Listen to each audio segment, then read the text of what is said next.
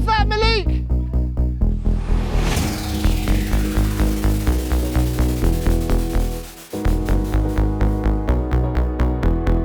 So just come a little bit closer, make it less intimidating. In fact, I'll invite you to get down on the floor, because normally when I'll be working with young players, might get down to their level. So again, you're in the mindset of players who are younger than you. Enjoy yourselves. So the practice we're going to be working on today is moving with the ball. Yeah, so this ball is your friend. Don't fear it, embrace it, enjoy it. Yeah, and impress me with different ways to move with the ball. The way we're going to do that is we've got 3 grids, but grids isn't a very good word to sell it to you. Yeah, so behind us we've got 3 skills tunnels.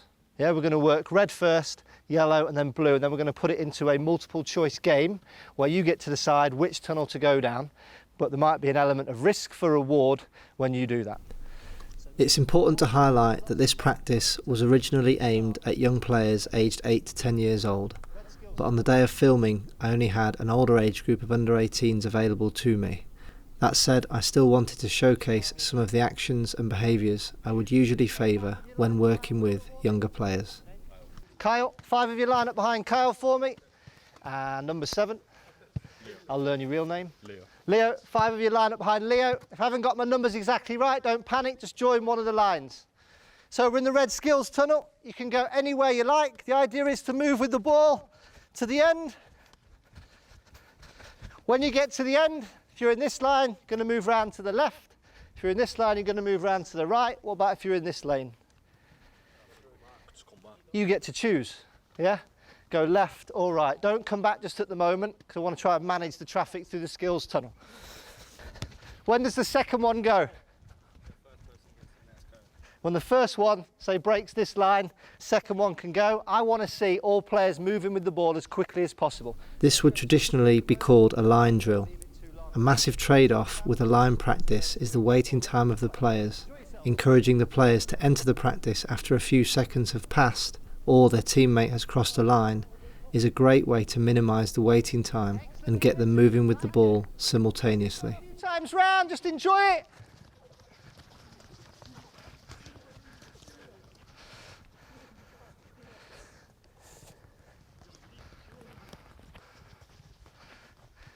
Good, like the step overs. What kind of tunnel did I say this was? Skills, yeah?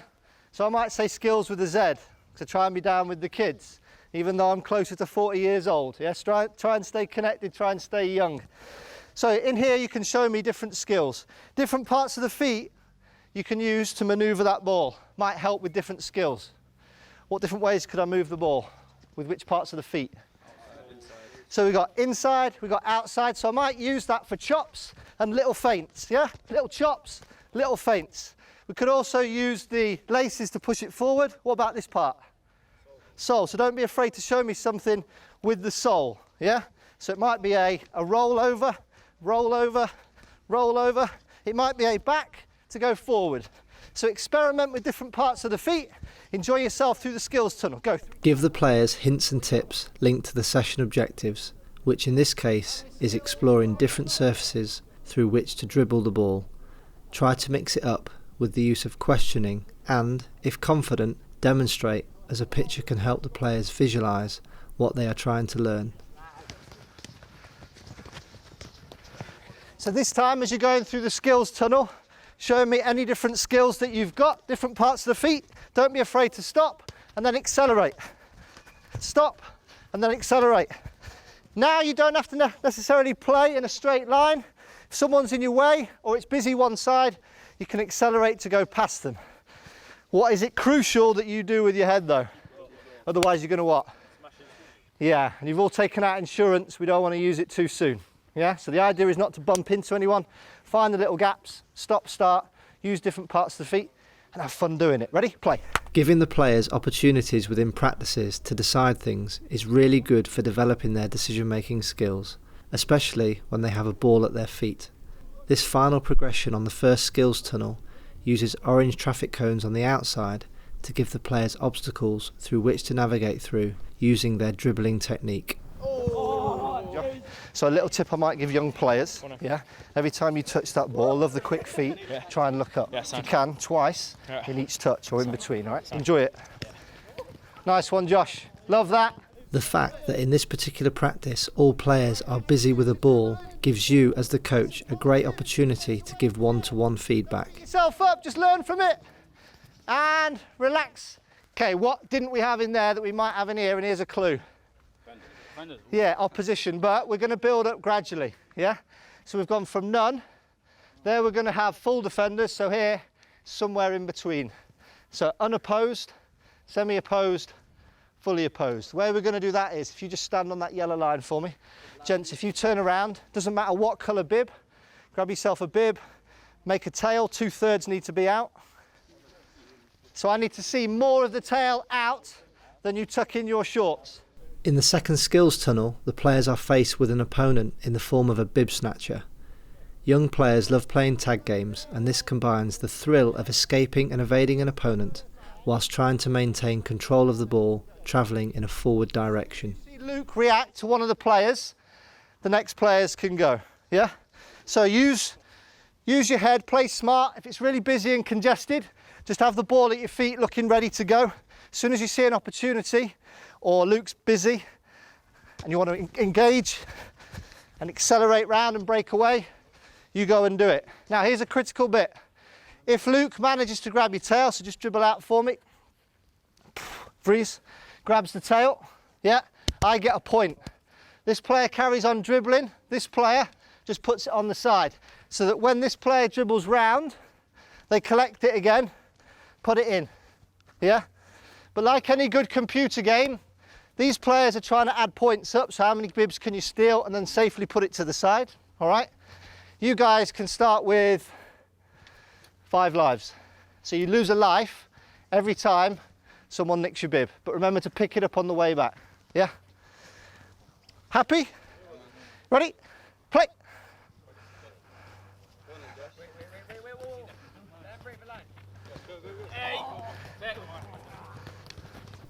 Managing the rules of the game positively is a good tactic linked to motivating a player, which is what I attempted here. So come back down the outside, go 3 times through, enjoy yourselves. Malik, you doubt your ability. So rather than hold on to it, what have you got to do? Maybe be quicker, but also remember the start and the stop, and also the change direction, so you might use different parts of your feet. Go on. Last one, bonus one, go. Back yourself, Malik. Oh, I love that, Malik. Okay, once you've finished the one you're on, restart.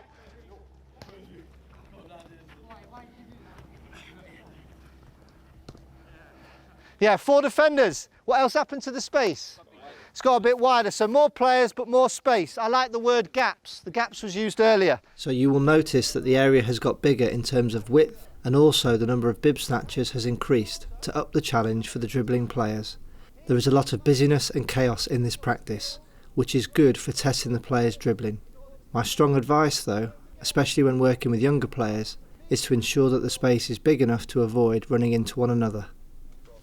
And your go. Yeah, so don't forget that. As much as I take lives away, I can also give you lives. So if you want to earn a life, if you're brave enough, if you can go into a player, because it's always an easy option to go for the biggest space in here. Yeah, that's too easy. If you want to challenge yourself, those amongst you that need a bit of a test, especially if you had 5 lives, yeah, I want you to engage the defender, so I might engage Malik, and then try and pull away through some trickery as I get through. If you manage to get through both lines without having your bib stolen, through engaging them both, taking them on, give you a life.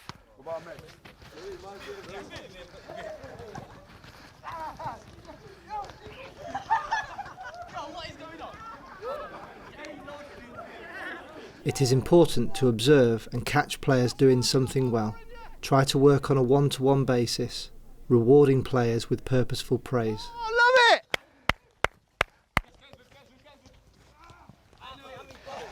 That's worth a life, but why? That's worth a life added in, but why? And you know when you did that, so do it again slowly, the body position of the defender went which way. So you've thrown him off balance, great. So then you've attacked the side that they've left available, yeah? Brilliant, fantastic. Challenge is to do it again to prove it wasn't a fluke. Can you? Okay, reset. I'd see it as 4 mini rectangles. So front left. The third and final skills tunnel progression moves on to having fully opposed defenders. In this case, 4 positioned in different areas of the skills tunnel. Your square there. If you dribble out, Josh, and the defender intercepts, just intercept. If you're able to drive to this line, under control, he gives you the bib, you stick it in. That's how we can tell you're the defender. So we've got to be able to see at least 2/3 of it. Happy with that? So more out. And then you're locked in here. But when you're dribbling, when you're dribbling as an attacker, you can go anywhere. When you're the defender, you're locked into whichever corner of the area you're replacing the defender with. So if they run through the middle here, you've got a decision to make. You can move across here. Yes, you can go anywhere you like here. You can go top corner, you can go back corner, just like that. Happy? You ready? Again, 5 lives, play.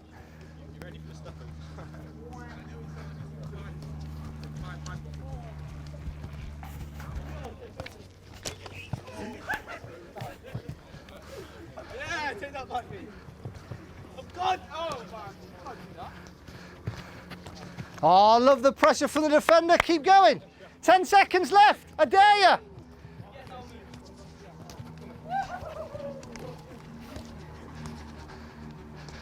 Just remind me of your name. Devon. So you probably hear coaches, walk and talk, you probably hear coaches talk about commitment. So our commitment is normally challenged, you know, when you lose the ball. So he forced you back, didn't he? And there's 2 ways to respond. I would strongly encourage coaches to have one-to-one moments with their players. This is another example of seizing one of those moments here. And your attitude when you turned around and went for it was superb. Yeah, so you used different parts of the feet. And I like the fact that when you stopped, what did you do to the defender in the middle? And then you accelerated and you got round him, top man. Right, what do we think about the size of the area? Is it decent? Okay, what's it like being locked in? They can go anywhere, can't they? Yeah. So, like, say if they come in our box, and we're standing them up, they can just go out there. Obviously, say if he's already standing someone else up, he's just got a free pass. Yeah, okay, so I'm going to give you a bit of a lifeline. So I'm going to say you're not locked in, you can go anywhere you like, but just think about the trade-off of that. Because if you two come into these 2 boxes, so we're vulnerable at the back, aren't we? If you guys come into these 2 boxes, we're vulnerable. Equally, if you go one side or the other. So try and, where you can, occupy the 4 boxes or fill them. Try to, but you can go anywhere you like. We'll let you off the leash a little bit. Whilst the focus of the session is dribbling, working with the defenders to present the attackers with a game-realistic problem plays into the theme, as it demands different things from the dribbling players, especially given the age and stage of this age group being experienced under-18s. My tip when doing this is to involve the defending players and get their insight to shape tactics. Okay, ready. Enjoy moving with the ball. Play! Protect your lives, try and win a life with a skill.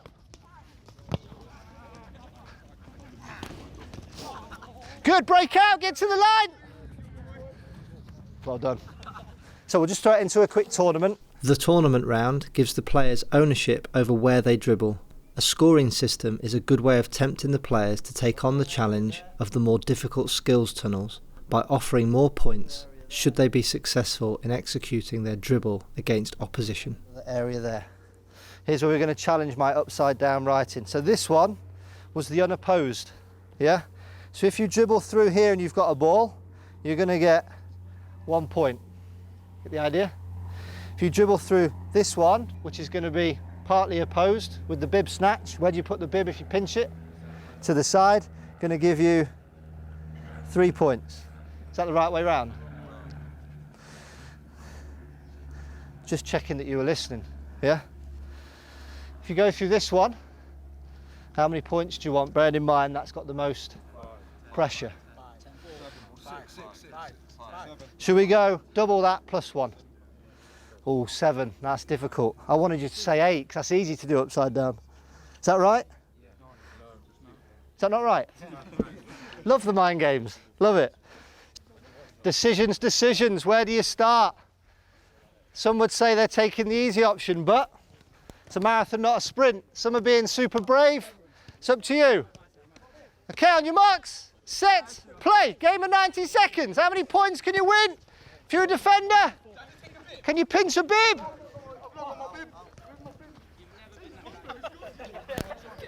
Or can you nick a ball?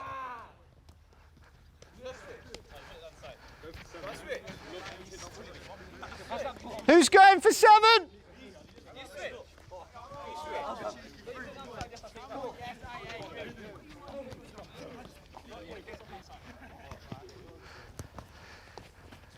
45 seconds left.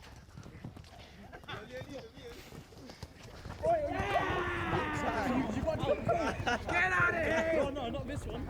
Let's go.